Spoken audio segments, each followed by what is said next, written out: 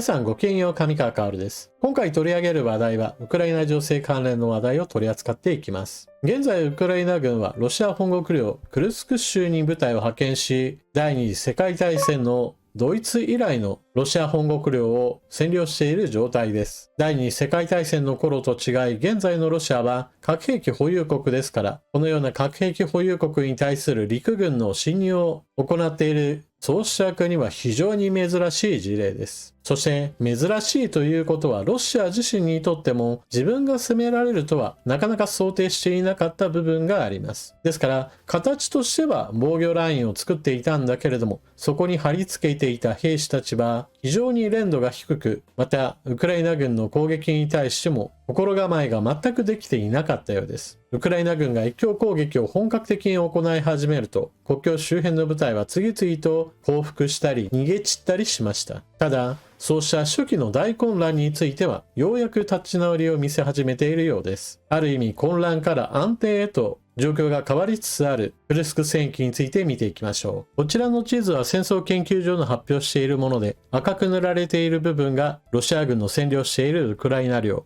水色に塗られている部分がウクライナ軍が占領しているロシア領です。ご覧の通り、ロシアが占領している地域の方が圧倒的に多いわけですが、しかし、これまでロシア本国の国民たちは、戦地が自分たちの国の外だという考え方から、自分たち徴兵されていない人たちにとって戦争は遠い国の出来事のような感覚でいたことでしょう。しかし、ロシアへとウクライナ軍が入ってきたことにより、ようやくロシア国民の中にも当事者意識が芽生え始めているのではないか、そうした声も出ています。さて、先日取り上げたロシア軍の空軍基地、リペツクに対する攻撃、この飛行場には多くの戦闘機が配置されており、これまではハルキウ戦線など、ロシアの地上軍に対する航空支援を行っていた場所です。ウクライナ軍の遠距離ドローンによる攻撃によって、この基地の弾薬庫が大爆発しました。その情報の確認がこちら。左上が攻撃される前の弾薬庫、そして右下が攻撃を受けた後の弾薬庫です。建物は全て吹き飛び、敷地は全てが黒焦げになっています。空軍基地の弾薬庫は壊滅したと言えるでしょう。それではクルスク戦域の詳細図です。同じく戦争研究所の発表している地図を元にして解説を行っていきます。戦争研究所はウクライナ軍の進撃、特に北に向かっていた部隊はある程度のところまでいてロシア軍と一当たりした後引き返したのではないかと評価しています。ただ一方において越境しているウクライナ軍その総数としては1万人を超えたのではないかと見ています。アメリカの報道によれば5つの旅団がこの地域へと入っており、守りやすいところ、拠点になりそうなところについて陣地を構築していると見ています。一方でロシア軍の方なのですが、ハルキウ戦線からの部隊抽出といったものが行われるだろうと言われていますが、現在のところそれらの部隊についてはまだ現地に到着している様子はありません。ただし、それ以外の部隊については続々と周辺部から集められているようです。まずは国境警備隊、そして多くの徴兵部隊が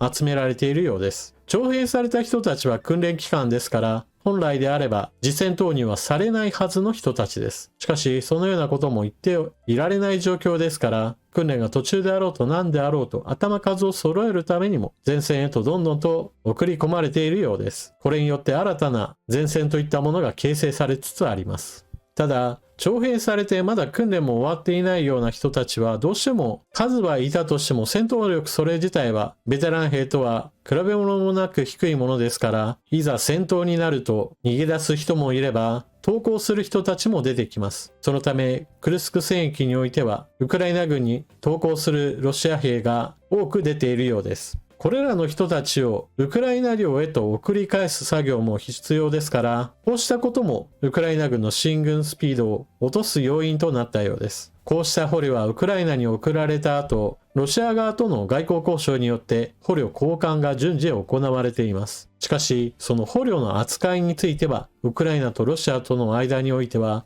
かなりの差があります。ウクライナの捕虜収容所に入っているロシア兵たちはテレビ取材なども受けることもあり、食事などもきちんと食べさせてもらっています。ですから捕虜交換で送り出される人たちの健康状態は全く問題ありません。ところがロシア側から帰ってくるウクライナ兵捕虜の人たちは飢餓状態でそして拷問が数多くなされた後も残った状態でウクライナ側に引き渡されており、精神的なショックもひどく、心と体のケアがなければ社会復帰も難しいような人たちもたくさん出ています。そして兵士が送り込まれてもすぐに逃げ出すといったことから、あてがわれていた兵器を残して立ち去る兵士たちもいるようです。ウクライナ軍は全く無傷の状態のロシア軍戦車を鹵獲したと発表しています。またそれ以外にも弾薬庫について手つかずの状態で接収することにも成功したと言われています。規模についてはまだ判明していないので、これが小隊レベルでの話なのか、それとも旅団レベルで補給に使えるような大量の備蓄があったのかどうかについてはちょっとわかりません。そして不用意な前線に対する兵器や兵士の輸送についてテレビ放送などが行われました。どこからどこへとどのような兵器やどれくらいの人数が移動するのか、そうしたことをテレビ放送がしたがために、ウクライナ側はある程度攻撃ポイントを予測することができました。そのために起きたのがロシア軍の車列に対するハイマースによる攻撃です。昨日の段階ではこのトラック類には多くの兵士の遺体などが残っていた状態ですから、皆さんに絵を紹介することはできませんでした。兵士の遺体について片付けられた後も車両については残っていたので、こちらの写真を紹介します。今回の攻撃で用いられたのはアメリカから供与されたハイマースで、公開された着弾時の映像では4発のミサイルがロシア軍を襲っていました。映像が残っているということは、ウクライナ軍の偵察用のドローンのそのまさに監視下において攻撃が行われたということで、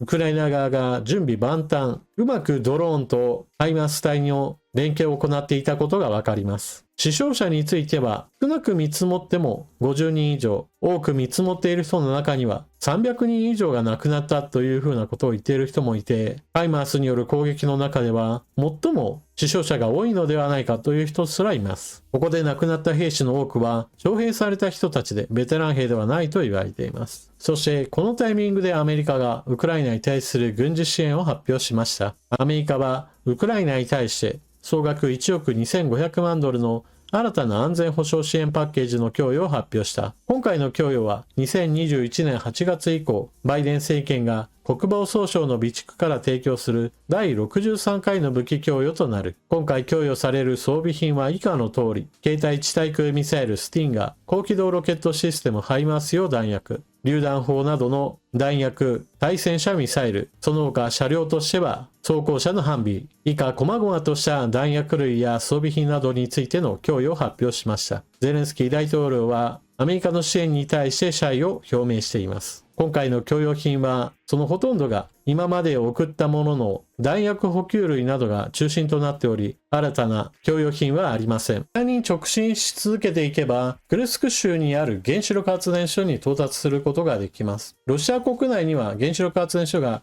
方々にあるのですが、その中でもクルスク発電所はその中でもトップ3に入る規模の大きなものだと言われています。しかし、今回の戦争研究所の評価によれば、北に向かった部隊はある程度引き返したのではないか、もしくは戦闘箇所について評価が行き過ぎていたのではないかという具合にして、戦況図における水色で塗られていた部分、北側に伸びていたところを削除していました。ただ、これをもってして悪い傾向かといえば私はそうは思いません。前回の解説動画でも述べましたが、ウクライナ軍が補給できるその能力以上に前進してしまうと、かえって事態は悪化しかねない、そうした懸念がありました。これがアメリカ軍であれば、後ろから後続の戦闘部隊も物資の補給部隊もどんどんとやってくるから前へ前へと行けるわけですが、ウクライナはそれほどの国力があるわけではありません。じゃあウクライナ軍今の状態で何をしているかといえば、守りやすい場所に陣取りを始めているのです。クルスク州とウクライナの東部戦線において一つ違いがあります。それが地形です。ウクライナの東部戦線、現在のところでは非常に障害物の少ない平野での戦闘が繰り広げられています。一方でクルスク州においてはそうした平原とはちょっと違い、丘などもあり、これらを防御陣地に使うことができます。昔からそうですが、地形といったものはこれを利用すれば、守る側の方が基本的には有利になります。それは現代においても同じことです。補給さえちゃんと整っていれば、高いところで陣取った方が基本的には駆け上がってくる敵に対する防御は容易になるのです。そして丘などがある場所においては社会インフラの構築についてもちょっと違いがあります。どこまでも平野というような場所であれば道はどこに作っても大して変わりはないわけですが、丘などがあればその丘をわざわざくり抜いてトンネルを作るよりも丘を縫うような形、なるべく労力が少なく道を作るものです。ですからウクライナ軍が陣取るのはそうした丘の上などに陣地を築けば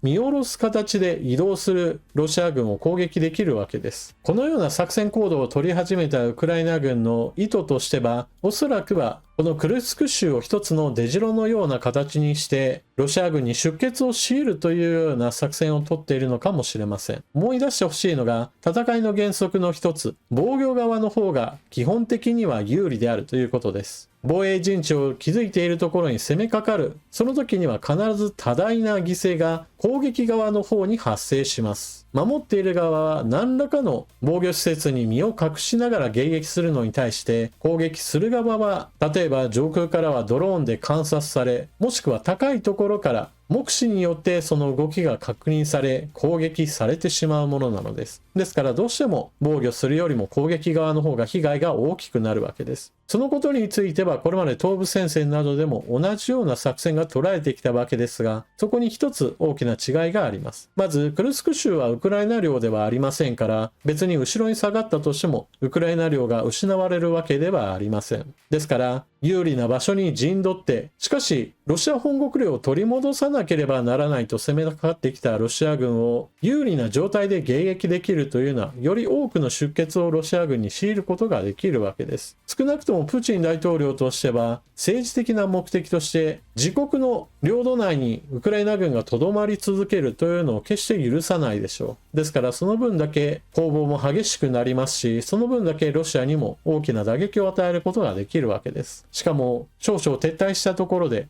ウクライナにとっては別に失うものはありません。このような意図はウクライナが発表しているわけではなく、あくまでも私だったらそう考えるといったような話なので、これに賛同するかどうかはまた見ている人の感想それぞれでしょう。しかし戦争においては自国内における戦いをしていると、どうしても自分の国の国民が常に戦火にさらされるわけで、外地で戦った方が自分たちにとっての被害が少なくなるというのも、これもまた非常な現実なわけです。そして一旦クルスク州にウクライナ軍がとどまるようなことになれば、たとえその撤退した後においてもまた来るかもしれないとロシア側が常に不安を抱えてこの地域に部隊を残せば、その分だけ他の地域の軍事的な圧力が弱まるわけなので、ウクライナとしては短期的な利益とともに、たとえ撤退した後でも長期的な利益を得られるというような考え方をしているのでしょう。少なくとも戦争は早期に終わるような状態ではありませんから、少しでも後々のための布石を打っておきたいという思いがあると見られます。あとはアメリカからの軍事支援をより引っ張り出すためにも、バイデン大統領には任期が終わるまでに新たなレンドリー法を制定するような働きかけなどもしてほしいものです。ウクライナ軍の進撃については、むやみやたらと前に出る時期はどうやら終わったようです。ロシア側も周辺の即応部隊を集め、そして